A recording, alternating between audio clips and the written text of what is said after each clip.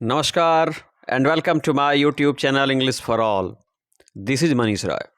आज एक बार फिर से प्रस्तुत है ग्रामर प्रैक्टिस की वीडियो। जी, यह ग्रामर प्रैक्टिस सीरीज की 7वीं वीडियो है। जी बच्चों, आज की वीडियो ग्रामर प्रैक्टिस सीरीज की 7वीं वीडियो है। इससे पहले 6 वीडियो आपकी सेवा में अवेलेबल है। जी, तो आइए ग्रामर की प्रैक्टिस शुरू करते हैं।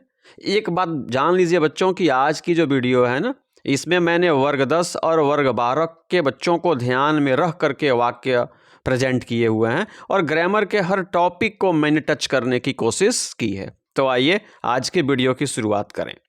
बच्चों, आज की वीडियो की शुरुआत क्वेश्चन नंबर 1 से होती है और कहता है देयर इज एन एक्सेप्शन, खाली स्थान एवरी रूल, यानी प्रत्येक नियम का एक अपवाद होता है। देयर इज एन एक्सेप्शन, खाली स्थान एवरी रूल, यानी हर नियम का एक अपवाद होता है। तो बच्चों, जो एक्सेप्शन है ना, इसके बाद हमेशा प्रेपोजिशन के रूप में टू आता है। जी, क्या आता है? टू आता है। अतः जब भी आपको एक्सेप्शन दिखे, उसका मतलब अपवाद होता है, तो प्रेपोजिशन के रूप में टू लाएं। तो there is an exception to every rule, यानी प्रत्येक नियम का कोई ना कोई अपवाद होता है। नंबर 2 कहता है बैकअप मीन्स, जो फ्रेजल वर्ब देख रहे हैं ना, बैकअप, इसका मतलब क्या होता है? तो बच्चों, बैकअप का मतलब होता है समर्थन करना। तो रिफ्यूज का मतलब होता नहीं समर्थन करना, विड्रॉ का मतलब होता नहीं, एक्सेप्ट का होता नहीं, सपोर्ट का होता है। तो ऑप्शन डी सही होगा। जी बच्चों, बैकअप का अर्थ होगा सपोर्ट। बैकअप मतलब भी होता है समर्थन करना और सपोर्ट का मतलब भी होता है समर्थन करना, अतः 2 का डी होगा। नंबर 3 कहता है द फार्मर हैज, खाली स्थान, all his savings on treatment, यानी किसान ने अपनी सारी बचत, सेविंग्स का मतलब होता है बचत, किसान ने अपनी सारी बचत इलाज पे खर्च कर दिया है। तो प्रेजेंट परफेक्ट का वाक्य है और हैज के बाद क्रिया का तीसरा रूप आना चाहिए। आपको बताना है कि तीसरा रूप कौन है, स्पेंड है या स्पेंडेड है या स्पेंट है या कोई नहीं है। बताइए बच्चों, क्या है? बच्चों, स्पेंड का तीसरा स्पेंट होता है। जी, क्या होता है? स्पेंट, SPENT, अतः 3 का सी हो जाएगा।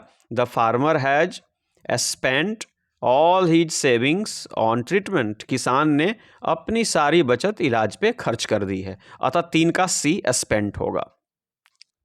नंबर 4 कहता है choose the correct punctuation marks. आपको बच्चों सही विराम चिन्हों का प्रयोग यहाँ पे बताना है। ये 4 वाक्य हैं, चारों वाक्यों के अंत में पंक्चुएशन मार्क्स है। एक सही है, बाकी 3 गलत है, वो सही चूज करना है आपको। तो कह रहे how beautiful the sunrise is, सूर्योदय कितना सुंदर होता है। जी, सूर्योदय कितना सुंदर होता है, यह आश्चर्य प्रकट किया जा रहा है बच्चों। तो आश्चर्य प्रकट करने के लिए एक्सक्लामेशन जो होता है ना, एक्सक्लामेटरी सेंटेंस होता है और उसके अंत में नोट ऑफ एक्सक्लामेशन आना चाहिए, अतः आपका वाक्य बी सही होगा। ये फुल स्टॉप है, ये होगा नहीं, कॉमा है, होगा नहीं, ये क्वेश्चन है नहीं, यह बच्चों जो एक्सक्लामेटरी सेंटेंस है, अतः इसके अंत में नोट ऑफ एक्सक्लामेशन आना चाहिए। तो 4 का बी सही होगा। 5वां कहता है all that glitter is not gold, यानी चमकने वाली हर वस्तु सोना नहीं होती है। जी, चमकने वाली हर वस्तु सोना नहीं होती। तो ग्लिटर करें कि ग्लिटर्स करें कि ग्लिटर्ड करें या ग्लिटरिंग करें? बच्चों, ये जो ऑल है ना, ऑल दे करके भ्रमित ना होइए। यहाँ पे ऑल का मतलब हो जाएगा एवरीथिंग। क्या हो जाएगा बच्चों? एवरीथिंग, यानी हर वस्तु। तो एवरीथिंग हमेशा सिंगुलर होता है, तो क्रिया भी सिंगुलर लाइए। तो everything that glitters is not gold, यानी हर चमकने वाली वस्तु सोना नहीं होती है, अतः 5 का सी हो जाएगा ग्लिटर्स। क्या हो जाएगा? ग्लिटर्स, क्रिया का 5वां रूप। 6 पे गौर कीजिए, सी एंड आई लव, यानी वह और मैं एक दूसरे को प्रेम करते हैं।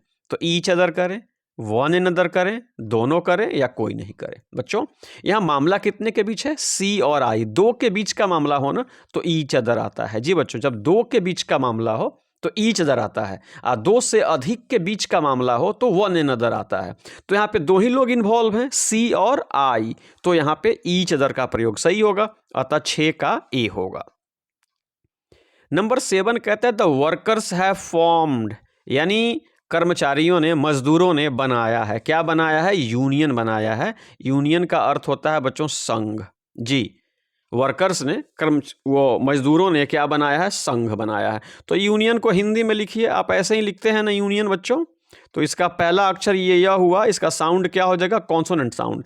और कॉन्सोनेंट साउंड से शुरू होने वाले सिंगुलर काउंटेबल नाउन के पहले हम ए का प्रयोग करते हैं, अतः 7 का ए होगा। The workers have formed a union, यानी मजदूरों ने एक संघ बनाया है। नंबर 8 पे गौर कीजिए। नंबर 8 कहता है सी इज गोइंग टू बाई सम, वह कुछ फर्नीचर खरीदने जा रही हैं। जी, वह कुछ फर्नीचर खरीदने जा रही हैं। तो फर्नीचर करें, फर्नीचर्स करें, बोथ करें या नॉन करें। बच्चों सम देख करके घबराइएगा नहीं, याद रखिएगा फर्नीचर जो होता है ना, ये अनकाउंटेबल नाउन है। फर्नीचर जो है अनकाउंटेबल नाउन है, इसका प्लुरल भी नहीं बनता और इसमें एस और ई एस लगा करके इसका प्लुरल भी नहीं बनता, ठीक है ना बच्चों। यानी मेरे कहने का मतलब है फर्नीचर क्या है, अनकाउंटेबल नाउन है। जब अनकाउंटेबल नाउन है तो इसके पहले ए एन भी नहीं लगेगा और एस और ई एस लगा करके इसका प्लुरल भी नहीं बनेगा। अतः यहाँ पे सही क्या होगा, furniture. She is going to buy some furniture, वह कुछ लकड़ी के वो फर्नीचर खरीदने जा रही हैं, अतः 8 का ए हो जाएगा। बच्चों नंबर 9 कहता है सी लॉफ्ड एट यू एंड खाली स्थान, यानी वह आप पर हंसी और आप पर हंसने के साथ साथ वह आई पे हंसी, मी पे हंसी, बोथ दोनों पे हंसी या नॉन किसी पे नहीं हंसी। बताइए बच्चों समझिएगा, ये लॉफ्ड एट है ना। तो याद रखिएगा कि वर्ब के बाद जो भी प्रोनाउंस आता है ना वो ऑब्जेक्टिव केस में होता है। जी बच्चों, वर्ब के बाद जब भी प्रोनाउन आता है वो ऑब्जेक्टिव केस में होता है। तो यहाँ पे यू भी ऑब्जेक्टिव केस में है, अतः अब जो प्रोनाउन आएगा वह भी ऑब्जेक्टिव केस में होगा। तो आई क्या है, नॉमिनेटिव है और मी क्या है, ऑब्जेक्टिव है, अतः यहाँ पे सही हो जाएगा me. She laughed at you and me, वह आप पर भी हंसी, मुझ पर भी हंसी। फिर समझिएगा कि वर्ब के बाद जब प्रोनाउन आता है तो वह ऑब्जेक्टिव केस में होता है। तो यहाँ पे आई नॉमिनेटिव है, मी ऑब्जेक्टिव है, अतः सही जवाब क्या हो जाएगा, मी। नंबर 9 देखिए बच्चों, द डॉक्टर खाली स्थान treats you is an MD, doctor जो आपका इलाज करते हैं वो एमडी हैं। बच्चों ये रिलेटिव वर्ड वाला इशू है, तो यहाँ पे आप हु करेंगे। जी बच्चों, क्योंकि डॉक्टर क्या है, व्यक्ति है, ह्यूमन बींग्स है, और ह्यूमन बींग्स के लिए नॉमिनेटिव केस के रूप में, रिलेटिव प्रोनाउन के रूप में हम हु का प्रयोग करते हैं। तो the doctor who treats you is an MD, यहाँ पे 10 का क्या होगा, डी हो जाएगा। 11 कहता है द टीचर डिड नॉट से खाली स्थान अबाउट यू, शिक्षक ने आपके बारे में कुछ नहीं कहा। तो बच्चों डिड नॉट से गौर कीजिएगा, डिड नॉट से शिक्षक ने आपके बारे में कुछ नहीं कहा। तो वन थिंग करें, समथिंग करें, एवरीथिंग करें या एनीथिंग करें। तो चूंकि वाक्य निगेटिव है तो बच्चों यहाँ पे सिर्फ क्या होगा, एनीथिंग होगा। चूंकि वाक्य निगेटिव है इसलिए एनीथिंग होगा। The teacher did not say anything, one thing होगा नहीं, समथिंग होगा नहीं, एवरीथिंग होगा नहीं, यहाँ पे क्या करेंगे, एनीथिंग करेंगे। तो 11 का डी हो जाएगा। बच्चों 12 कहता है cricket is an interesting game, cricket एक रोचक खेल है। जी बच्चों, क्रिकेट एक रोचक खेल है। क्रिकेट के पहले ए करें, एन करें, द करें, क्रॉस करें। बच्चों खेल कूद के नाम के पहले आर्टिकल्स का प्रयोग नहीं होता है। जी, सामान्य सा नियम है कि खेल कूद के नाम के पहले आर्टिकल्स का प्रयोग नहीं होता है, इसलिए हम यहाँ पे क्रॉस करेंगे। क्या करेंगे, यहाँ पे हम क्रॉस करेंगे, तो हमारा ऑप्शन डी होगा। जी, ऑप्शन क्या होगा, डी होगा। Cricket is an interesting game. बच्चों नंबर 13 कहता है I have no pen to write with, मेरे पास लिखने के लिए कलम नहीं है। तो जब भी कोई कार्य निर्जीव वस्तु के सहारे होना तो प्रेपोजिशन के रूप में विथ आता है, तो यहाँ पे हम विथ करेंगे। I have no pen to write with, यानी मेरे पास लिखने के लिए कलम नहीं है। तो 13 का क्या होगा, सी होगा। नंबर 14 कहता है मे कम्स, यानी मई का महीना आता है अप्रैल के बाद। गौर कीजिएगा, मे कम्स, मई का महीना आता है अप्रैल के बाद। तो के बाद की अंग्रेजी क्या होती है, आफ्टर होती है, अतः 14 का बी होगा। मे कम्स आफ्टर अप्रैल, यानी मई जो होता है ना, आफ्टर अप्रैल के बाद आता है। नंबर 15 देखिए, 15 कहता है आई कांट हेल्प खाली स्थान एट हर फॉली, फॉली का मतलब होता है बच्चों मूर्खता, यानी मैं उसकी मूर्खता पे हंसे बगैर नहीं रह सकता। इस प्रकार के सेंस में मैं उसकी मूर्खता पे हंसे बगैर नहीं रह सकता। तो बच्चों जैसे मान लीजिए कि आपको ये सर्दी का मौसम है और आपके पास 2 ही जोड़ी जूते हैं, अगर कोई व्यक्ति दोनों जोड़ी जूते सर्दी में अगर साफ कर दे तो ये मूर्खता ही है ना। तो इस मूर्खता पे भला कौन नहीं हंसेगा बच्चों। तो आई कांट हेल्प खाली स्थान एट हर फॉली, यानी मैं उसकी मूर्खता पे हंसे बगैर नहीं रह सकता। तो इस प्रकार के सेंस में कांट हेल्प के बाद हमेशा जेरंड का प्रयोग करेंगे, क्रिया के चौथे रूप का प्रयोग करेंगे बच्चों जी। कांट हेल्प का जब भी अर्थ हो के बिना नहीं रह सकता तो उसके बाद V4 करेंगे, अतः 15 का C हो जाएगा, लॉफिंग हो जाएगा। बच्चों 16 समझिए। 16 कहता है neither of these two girls, दो लड़कियां हैं और दोनों में से कोई भी लड़की स्मार्ट नहीं है जी। तो बच्चे यहां पे टू गर्ल्स देख करके भ्रम में पड़ जाते हैं। आप भ्रम में नहीं पड़िएगा जी, आप भ्रम में नहीं पड़िएगा। यहाँ पे टू गर्ल सब्जेक्ट नहीं है, यहाँ पे सब्जेक्ट क्या है, नाइदर है। और नाइदर ऑफ के बाद भले ही नाउन या प्रोनाउन प्लूरल आए लेकिन क्रिया हमेशा सिंगुलर होती है, इसलिए 16 का इज भरेंगे।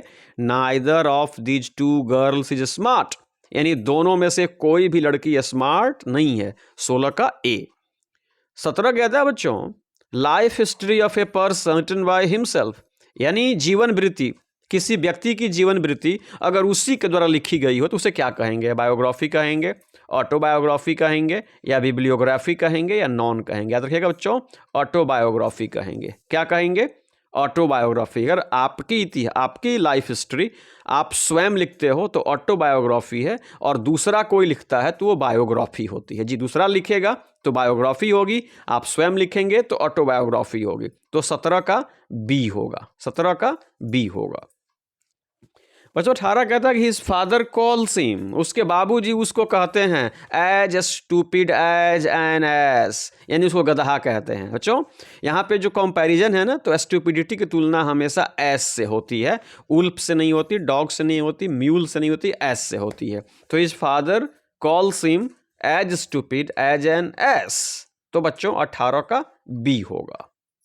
19 देखिए क्या कहता है बच्चों। 19 कहता है खाली स्थान there two pens in your bag, क्या आपके बैग में 2 कलम हैं, क्या आपके झोले में 2 कलम हैं। गौर कीजिएगा बच्चों, जब भी किसी वाक्य की शुरुआत इंट्रोडक्टरी देयर से हो ना, तो हम खाली स्थान के ठीक बाद देखते हैं कि नाउन या प्रोनाउन सिंगुलर है या प्लूरल है, और उसी के हिसाब से क्रिया का प्रयोग करते हैं। तो यहाँ पे क्या है, 2 पेन्स है, तो 2 पेन्स प्लूरल है तो हमारी क्रिया भी प्लूरल होगी। तो यहाँ पे इज सिंगुलर है, एम भी सिंगुलर है, वाज भी सिंगुलर है, अतः यहाँ पे आर होगा। Are there 2 pens in your bag, आपके झोले में 2 कलम हैं क्या। तो 19 का बच्चों सी हो जाएगा। 20 कहता है आई खाली स्थान हर सिंस माई चाइल्डहुड, मैं उसको बचपन से जानता हूँ। जी बच्चों, मैं उसको बचपन से जानता हूँ। तो जो कार्य यानी भूत में शुरू हुआ और अभी भी जारी है, उसके लिए 2 ऑप्शन होते हैं, प्रेजेंट परफेक्ट होता है और प्रेजेंट परफेक्ट प्रोग्रेसिव होता है। तो बच्चों देखिए, गौर कीजिए, यहाँ पे क्रिया क्या है, नो है, जानना। क्या है क्रिया, नो। नो मीन्स क्या होता है, जानना। तो याद रखिएगा बच्चों कि नो का प्रयोग कभी भी कंटिन्यूअस टेंस में नहीं होता, यानी नो में आईएनजी लगता नहीं है, नो में कभी भी आईएनजी लगता नहीं है, अतः यह ऑप्शन नहीं होगा। यहाँ पे प्रेजेंट परफेक्ट होगा। I have known her since my childhood, मैं उसको बचपन से जानता हूँ। बचपन में आपने जानना शुरू किया और आज आप जवान हैं, आज भी उसको क्या करते हैं, जानते हैं। तो प्रेजेंट परफेक्ट भी सही है, प्रेजेंट परफेक्ट प्रोग्रेसिव भी सही है, लेकिन प्रेजेंट परफेक्ट प्रोग्रेसिव में नोइंग होगा और नोइंग होता नहीं है, इसलिए 20 का बी हो जाएगा, हैव नोन। 21 देखिए बच्चों, it is high time, it is high time you खाली स्थान टू बेड, ये बड़ा महत्वपूर्ण वाक्य है आपके लिए। बच्चों जब भी आपको it is time, it is high time दिखे ना, तो आप हमेशा सिंपल पास्ट का प्रयोग करेंगे जी। It is time, it is high time जब वाक्य में दिखे तो सिंपल पास्ट का प्रयोग करेंगे, और उसका मतलब होता है कि अब थोड़ी देर हो गई है, यानी जो उचित समय पर कार्य करना था उसमें थोड़ी सी देर हो गई है। तो अर्थ निकलता है प्रेजेंट का, लेकिन बच्चों हमेशा क्रिया के दूसरे रूप का प्रयोग करेंगे। तो यहाँ पे क्या हो जाएगा, went. It is high time you went to bed, यानी बेड जाने में अब थोड़ी देरी हो गई है, ठीक है। तो जब भी इट इज टाइम या इट इज हाई टाइम देखे ना, तो हमेशा क्रिया के दूसरे रूप का प्रयोग करेंगे, अतः 21 का क्या हो जाएगा, सी, वेंट हो जाएगा।